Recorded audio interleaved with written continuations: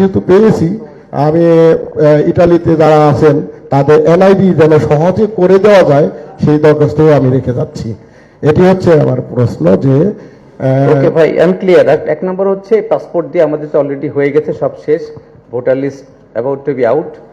সামনে যদি, কারণ প্রবাসীদেরই ডিমান্ড ছিল পাসপোর্ট না যাতে এখানে নাম্বার না দিতে হয়, বড় অংশের প্রবাসীদের ডিমান্ড ছিল। পরে আমরা এটা কম্পালসারি থেকে অপশনালে চলে গেছি। তো আমাদেরকে সময় দিলে সামনে আমরা ডেটাবেসটাকে মানে রিচ করাবো ওই ডেটা, পাসপোর্ট নাম্বার, ইমেল সবকিছু দিয়ে অ্যাড্রেস ফিক্স করে দিলে সামনে ইনশাল্লাহ অসুবিধা হবে না। আর এনআইডির ব্যাপারে নির্বাচন কমিশনের সংশ্লিষ্ট যে অনুবিভাগ কাজ করছে, ইটালির প্ল্যান আছে, আমি আমি আমি ঠিক বলতে পারছি না, but there is a plan. নিশ্চয়ই এটা ওনারা রোল ডাউন করছেন, তো ইউএসএ তে করেছেন, সামনে জর্ডান করার কথা, আরো কোন কোন দেশ দে হ্যাভ এ প্ল্যান, আগাবেন ওভাবে। স্যার, আমি একটা প্রবাসী সংগঠনের সভাপতি হিসাবে দেখেছি অনেক প্রবাসীরা খুব কষ্টে আছে এবং পাসপোর্ট করতে পারছে না, সেই সাথে আইডি কার্ড। আচ্ছা, আমি প্রাসঙ্গিকে থাকি, পোস্টাল ভোট শুধু প্রাসঙ্গিক, অন্যগুলোর উত্তর আমার পক্ষে দেওয়া সম্ভব হবে না, শুধু প্রাসঙ্গিক পোস্টাল ভোটিং এ থাকেন। Thank you very much. জি, উনি আগে, হ্যাঁ জি বলেন। মাইক্রোফোন এখানে কুইকলি। পোস্টাল ভোট ছাড়া প্লিজ অন্য কোনো কোশ্চেন করলে আমি উত্তর দিতে পারবো না, এটা আমার এখতিয়ারের বাইরে। একটু শুনি, ওখান থেকে দেওয়াটা ঠিক হবে না। জি, আরেকটা মাইক্রোফোন নিয়ে আসেন তো, তাহলে দুইজন দুদিকে থাকেন। জি ভাই। আসসালামু আলাইকুম। স্যার, আপনাকে অনেক ধন্যবাদ, আপনি খুব চমৎকারভাবে বিডি পোস্টালের বিষয়টি উপস্থাপন করেছেন। স্যার, আমার নাম পার্নেল, আমি সিরাজগঞ্জ 2 সদর কামারখন্দ, জনাব ইকবাল হাসান মাহমুদ টুকু, বাংলাদেশ জাতীয়তাবাদী দল বিএনপি।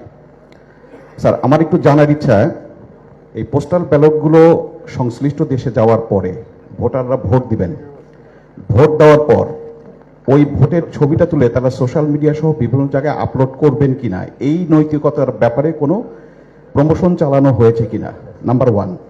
নাম্বার 2, সোশ্যাল মিডিয়ার কল্যাণে আমরা দেখেছি যে বাহরাইনে পোস্টাল ব্যালটের একটা স্ক্যাম আমরা দেখেছি, এবং পরবর্তীতে সেটা ইলেকট্রনিক্স মিডিয়া এবং প্রিন্ট মিডিয়ায়ও চলে আসছে। জি, এই বিষয়ে আজকে অবশ্য আপনার বক্তব্যে কিছুটা ক্লিয়ার যে একই ঠিকানায় অনেকগুলো পোস্টাল ব্যালট যাওয়ার কারণে এটা হয়ে থাকতে পারে। আসলেই ওইখানে অনৈতিক কোনো কিছু ঘটেছে কিনা, বিশেষ করে আমরা একটা বিশেষ দলের নাম জানতে পেরেছি। স্যার, সবশেষে সবাইকে ধন্যবাদ, বাংলাদেশ নির্বাচন কমিশনকেও ধন্যবাদ। আসসালামু আলাইকুম। বলেন। জি, ধন্যবাদ আপনার প্রশ্ন উত্তরে। আমি একটু আমার পরিচয় দিচ্ছি।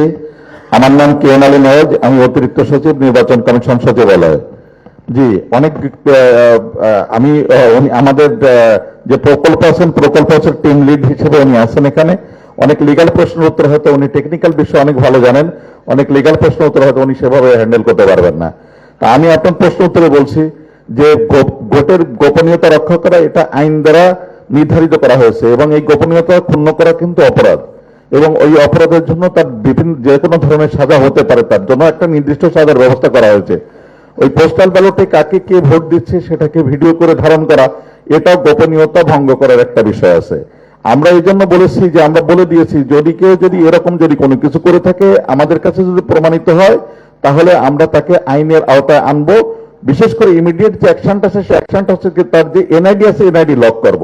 ইভেন যদি প্রয়োজন হয় তাহলে আমরা তার পাসপোর্টটাকে ইনঅ্যাক্টিভ করব।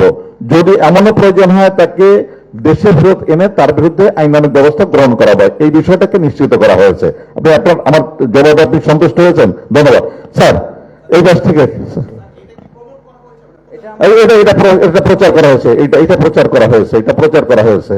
জি, একের পর এক করবো আমরা। আসসালামু আলাইকুম, আমি ইসমাইল জবিউল্লাহ, আমি বাংলাদেশ ন্যাশনালিস্ট পার্টির পক্ষ থেকে এখানে এসেছি। আমার প্রবাসী ভোটারদের জন্য যেন ভোট দিতে পারে, এটা আমাদের দলের দীর্ঘদিন থেকে আমাদের দাবি। সেটা এবার পূর্ণ হচ্ছে, সেজন্য আমরা নির্বাচন কমিশনকে ধন্যবাদ জানাই। কিন্তু আমরা উদ্বিগ্ন, গত কয়েকদিন থেকে সোশ্যাল মিডিয়ায় যে সমস্ত জিনিস আমরা দেখতে পেয়েছি, তাতে নির্বাচন কমিশনের যে ইন্টিগ্রিটি সেটাই প্রশ্নবিদ্ধ হয়েছে। সেটা আমরা চাই না, কারণ এই নির্বাচন কমিশন নিউট্রাল, তাদের আন্ডারে একটা সুন্দর নির্বাচন হবে, এটা আমরা আশা করছি, এটা আমাদের প্রত্যাশা। কিন্তু আমরা কোনো রকমে মেনে নিতে পারছি না যে নির্বাচন কমিশন এত সতর্ক থাকা সত্ত্বেও এই ধরনের ব্যাপার ঘটছে। চাওর হয়েছে, ভাইরাল হয়েছে, ওমানের ঘটনা ভাইরাল হয়েছে, তায়েফের ঘটনা এবং আরো কয়েকটা, আমাদের বাহরাইনের ঘটনা। আমরা সত্যি উদ্বিগ্ন। আমরা যেই ভোটদারের প্রবাসীরা ভোট দেবে এটা চিন্তা করে আমরা রীতিমতো এটা একটা আন্দোলনের মতো করেছে। আমরা একটা দাবি নিয়ে আপনাদের কাছে এসেছি এবং আপনারা সেটা পূরণ করেছেন। আমরা সত্যি খুবই আশান্বিত এবং প্রত্যাশা আমাদের, এখনো আমরা আশা ছাড়িনি যে এটা সুন্দরভাবে হবে। আমি শুধু এইটুকু বলতে চাই দুটো জিনিস। একটা হচ্ছে যে পোস্টাল ব্যালট, যে ব্যালটটা নিয়ে এতগুলো কথা, সবগুলো ব্যালট দেয়া হলো, হাউ কাম 3টা দলের ব্যালট মাথায় চলে গেল আর বিএনপির ব্যালটটা চলে গেল মধ্যখানে। এটা এত আলোচিত যে এটা নিয়ে আমি আর বলতে আমার লজ্জা লাগছে যে ইনস্টিটিউশন লাইক নির্বাচন commission can involve itself in such kind of, কি বলবো, আমার খারাপ লাগছে বলতে। এটা ইচ্ছা করে করা হয়েছে বলে আমাদের ধারণা। আমরা এখনো দাবি করি যে এখনো সময় আছে, এটাকে চেঞ্জ করা হোক। কারণ বর্ণ অনুসারে যদি হয় তবুও এটা হয় না। কারণ দালান আগে না দাঁড়িপাল্লা আগে, কত দাঁড়িপাল্লা আগে দেয়া হলো, দালান নিচে নামানো হলো। এইটা কেমন করে হলো? বাংলাদেশের বর্ণমালা তো আমরা সবাই জানি কার কিভাবে এটা হতে পারে। এটা হলো এক।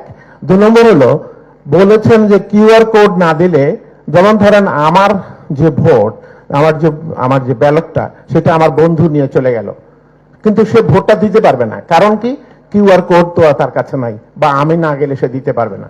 এই পর্যন্ত আমি নিলাম, কিন্তু ওই ভোটটা তো আমি দিতে পারলাম না। আমার সেই ভোটটা তো আমি আমার দলের পক্ষে পেতে পারতাম, সেটা তো পচে গেল। Am I clear? আমার কনসার্নটা বুঝতে পেরেছেন? স্যার। আমার ভোটটা সে পচাবার জন্য আমার বন্ধু নিয়ে যদি ওখানে ফেলে দিয়ে থাকে, তাহলে তার উত্তর কি? তা আমরা এমন একটা সিস্টেমে যাচ্ছি যেটার জন্য আমাদের সত্যি খুব খারাপ লাগছে। আমরা আশা করি নির্বাচন কমিশন এখনো যদি কিছু করার থাকে এটা করবেন, কারণ একটা ভোট অতি গুরুত্বপূর্ণ। আমাদের সকলের সহযোগিতা আমাদের থাকবে নির্বাচন কমিশনের প্রতি, এই দিকটার প্রতি আপনাদের নজর রাখবেন। Thank you. স্যার, আপনি যে কথাগুলো বলেছেন, আমি একটু স্যারের কথা একটু রেসপন্ড করি একটু, তারপর আমি স্যার, আপনি যে কথাগুলো বলেছেন, এখানে যে বিষয়গুলো উত্থাপন করেছেন, এটা সোশ্যাল মিডিয়ার কল্যাণে নির্বাচন কমিশনের গোচরে এই বিষয়টি এসেছে যে কিভাবে এই ভোটটা দেওয়া হচ্ছে, কিভাবে সোশ্যাল মিডিয়াতে এগুলোকে প্রচার করা হচ্ছে। স্যার, এটা এসেছে। আসার সাথে সাথে নির্বাচন কমিশন আমাদের বিদেশে যত সমস্ত মিশন আছে, সমস্ত মিশনের সাথে কয়েক দফা স্যার মিটিং করেছেন। মিটিং করার পরিপ্রেক্ষিতে পরবর্তীতে বর্তমান সময়ে আপনারা ইসের কথা শুনলেন, আমাদের মাননীয় রাষ্ট্রদূত, মাননীয় রাষ্ট্রদূত মহোদয়দের কথা শুনলেন, বিভিন্ন দূতাবাসের কর্মকর্তাদের কথা শুনলেন। স্যার, তাদের মাধ্যমে দেখেছেন যে বর্তমানে এই বিষয়টা কিন্তু নেই। তারপর বলছেন একজনের ভোট একজনের ব্যালট আরেকজনে নিয়ে এসেছে। স্যার, এক ডরমেটরিতে থাকে বিভিন্নভাবে ব্যাখ্যা আপনারা শুনেছেন। স্যার, কিন্তু এই প্রেক্ষিতে আমরা যখন হয়েছে তখন আমরা সমস্ত দূতাবাসকে বলেছি স্ব দেশের ডাক বিভাগের সাথে যোগাযোগ করে তারা যেন যার ভোট যার ব্যালট তার কাছে যাতে অন্য কারোর কাছে না যায়। যদি যার ব্যালট তার কাছে যায় তখন কিন্তু কিউআর কোড স্ক্যান হচ্ছে না, বিধায় কেউ ভোটটা খামটা সংগ্রহ করে রেখে দিলে ভোটটা কাস্ট হলো না, এই বিষয়গুলো কিন্তু থাকবে না। স্যার, আমরা কিন্তু সেই ব্যবস্থা করেছি এবং আমাদের মাননীয় রাষ্ট্রদূতগণের এবং মিশন কর্মকর্তাদের বক্তব্য কিন্তু এটা কিন্তু স্পষ্ট হয়েছে। স্যার, এই বিষয়টি কিন্তু স্পষ্ট হয়েছে। এইটা আমরা প্রতিনিয়ত চেষ্টা চালিয়ে যাচ্ছি। স্যার, এই বিষয়গুলোকে আমরা অ্যাড্রেস করার জন্য স্যার এই বিষয়গুলোকে চালিয়ে যাচ্ছি। আর স্যার, কিউআর কোড স্ক্যানের বিষয় হচ্ছে যে আমাদের নির্দেশিকায় রয়ে গেছে যে কিউআর কোড স্ক্যান করে যদি কেউ যদি ভোট প্রদানের ক্ষেত্রে যদি কিউআর কোড খামের কিউআর কোডটা যদি স্ক্যান না করে, তাহলে সেটা আমাদের কি হবে, এটাতে গণনায় আসবে না। স্যার, এইটা হচ্ছে যে আমরা ওইটাকে থামানোর জন্য ওইটাকে চিন্তা করি যে যার ভোটটা সে দিক, অন্তত তার ভোটটা সে যেখানে দিতেছে সেখানে না দিয়ে অন্য কোনো জায়গায় দিয়ে দিক, সেটার জন্য সুযোগ কেউ পায় না। যার কারণে আমরা কিউআর কোডটা স্ক্যানের ব্যবস্থা করেছি।